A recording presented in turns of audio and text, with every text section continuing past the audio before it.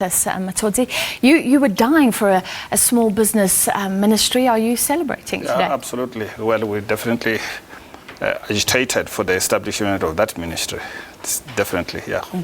What about the new minister herself? I heard Nhlanhla Nene said you would have preferred a business person, and I think that makes sense. She hasn't tried to run a small business and experience the red tape and things like that.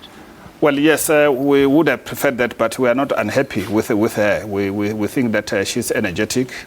She has got political clout. She's young. I think she can learn fast. And also the fact that we could have had an experienced business person would not have given a guarantee that that person would have had the influence within cabinet. I think one has got to look at those kind of dynamics and those kind of skills as well.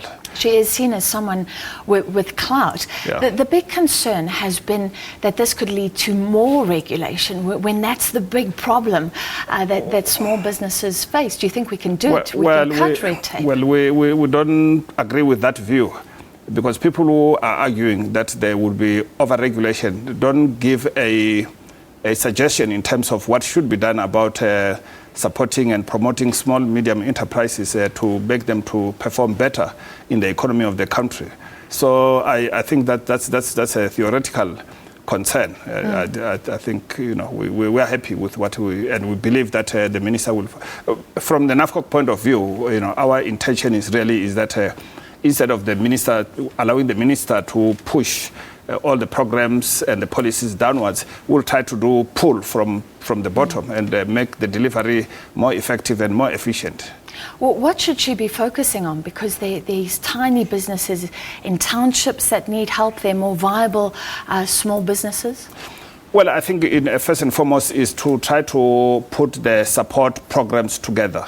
The support programs for small business are scattered all over. Your CEDA sits in the Department of Trade and Industry, CIFA sits in the Department of Economic Development, and there are many other support programs that are scattered all over the place. And also, we need to bring to focus the support that comes from the provincial government as well as the municipalities. Those, in addition, we want to look at the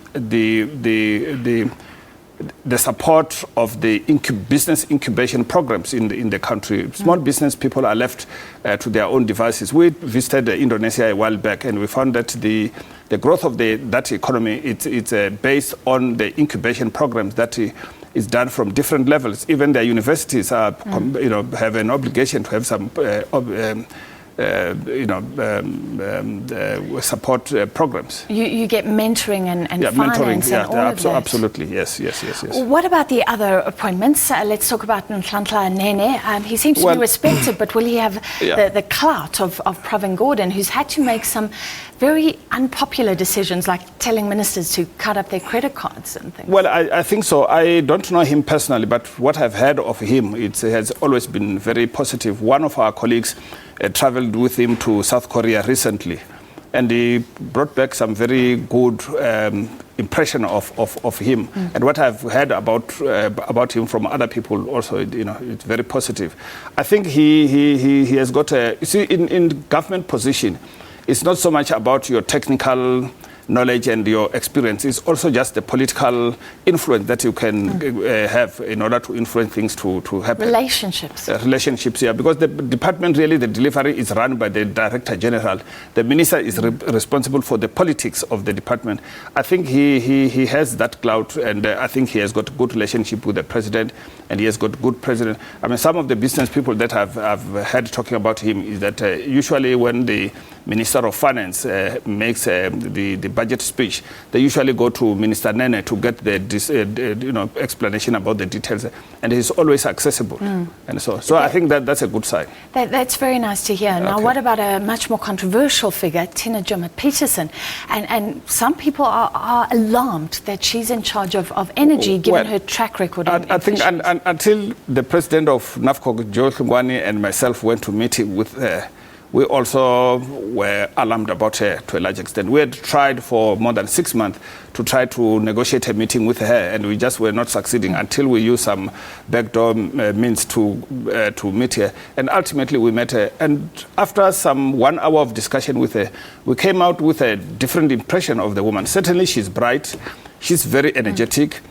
I think her problem with a lot of people is that she's trying to promote the transformation of the agricultural sector.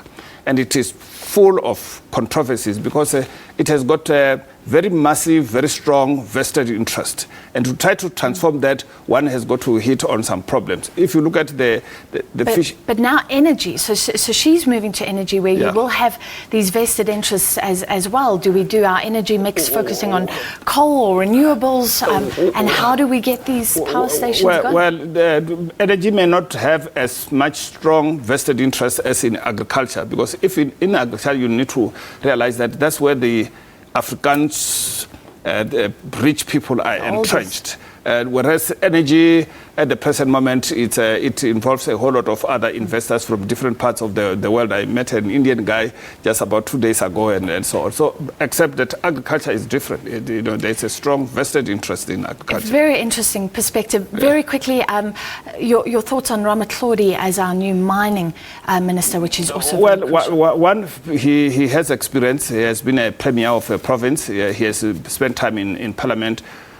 I think he has some political clout to deal with the problematic issues about the labor unions in the mines. I think that's one of the areas that possibly we don't look at. We look at what is good for the investors, but we don't look at how the investors and the labor unions communicate with each other to resolve the problem that they have in the mining. And I think Advocate Ramatlhodi has the experience. He has got, certainly, it's a lawyer.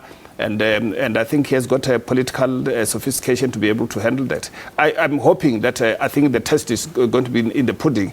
He will have to be seen to be delivering. But so far, I think we should give him the benefit of the doubt. Well, all of these people we're speaking about will be roughly tested, I have no doubt. Thank you Absolutely. For your perspective, Okay. Matodzi Leposa, CEO of NAFCOC.